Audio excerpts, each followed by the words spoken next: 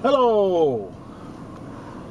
This is MightyBill of Kinky and the Geek, here, ripping off again a wayhomer. We didn't see a witch here, and I would figure this would be right up his alley, but he wasn't here. But we are in his territory, and we were compelled to do this. We were compelled to do a wayhomer on the movie Labyrinth. Yay! Now, as I normally do, we'll start with the synopsis. Synopsis is Sarah, who is played by young Jennifer Connelly, is beset by her stepbrother, Toby, who is a toddler at this point. And being the 15-year-old girl that she is just so set upon when her parents ask her to babysit. So much so that she calls upon the Goblin King, played by David Bowie and his codpiece,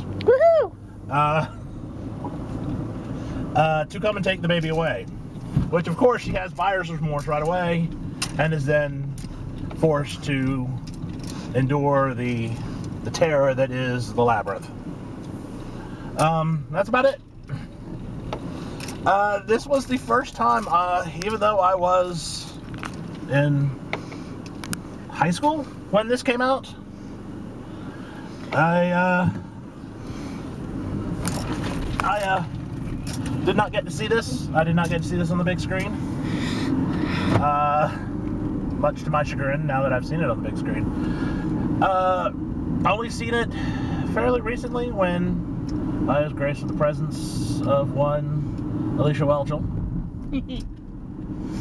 And I'm going the wrong way.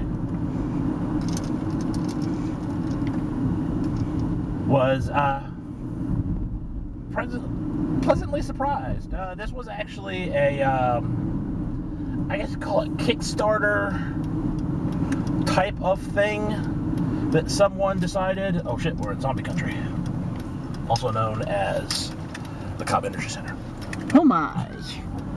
Run! Run! For those who do not know, I digress, which I tend to do on these things, the Cobb Energy Center was the facade for the CDC in the AMC's Walking Dead. Okay. But I have to say, this, apart from a few CGI things, I mean, we're talking, computer, early computer animation. It was 87. It was 86. It holds up very well. I will have to say Jennifer Connelly's acting at the beginning seems a little over the top. But you kind of get in, you kind of overlook that as the movie progresses. I don't know if she took lessons while it was going on or not, but I thought that you definitely see her get better. The thing I didn't realize is I know Bowie did the soundtrack, but I didn't realize he had written all the music for it too. I was very impressed with that. And you just can't beat David Bowie's performance as Jared. As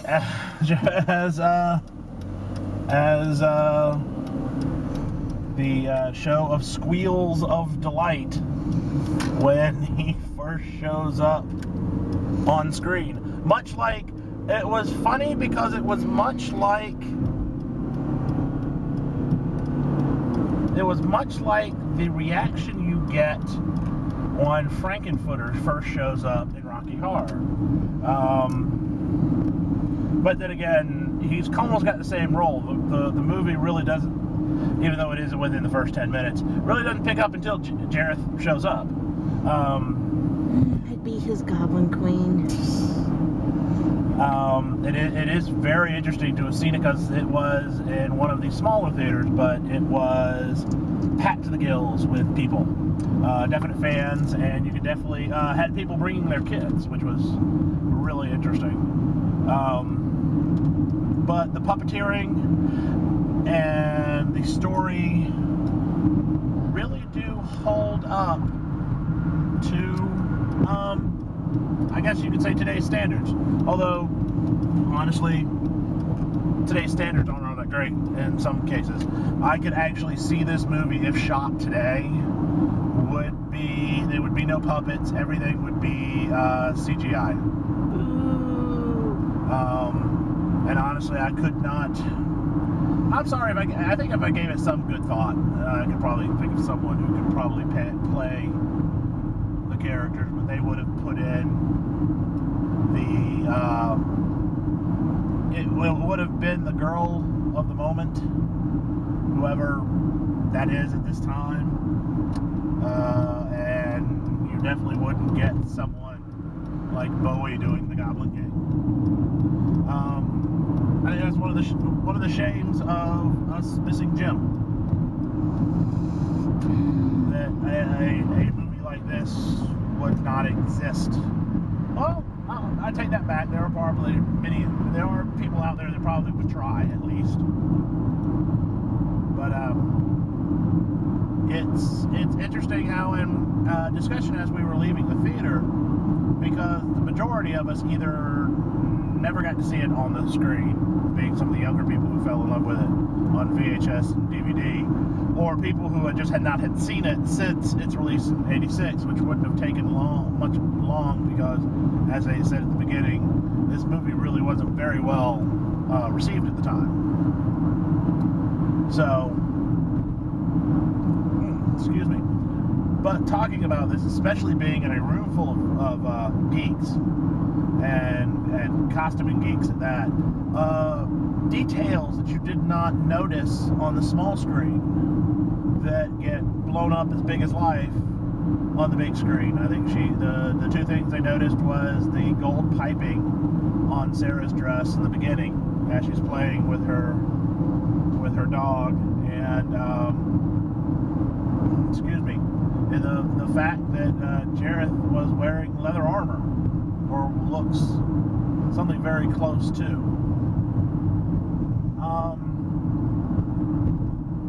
I have to say, I enjoyed myself. I enjoyed it. It's again, when we went with Mr. Walls to see Raiders of the Lost Ark. You got this feeling after it was over of this giddiness that you don't seem to get coming out of some movies, or most movies, unless it's something you've really, that strikes your fancy like that.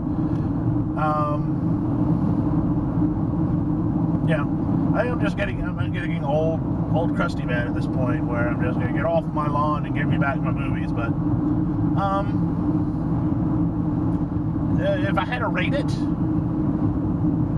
I don't think we have a rating system because this is the first thing of this we've ever really done. Give it 4 floggers out of 5. Still holds up very well. The song, I mean, you can't really beat a theater full of people singing along with Dance Magic Dance. People staying to the end of the thing and applauding wildly once it was completely done, and clapping along the songs, and just, it was the theater experience you used to get. I guess it's my thing. It was a theater full of about 100 very like-minded people coming to see a movie and cheering at the right times and laughing and clapping, but not being douchebags as we see nowadays. Damn teenagers. Okay, so that's it. Hope you enjoy this.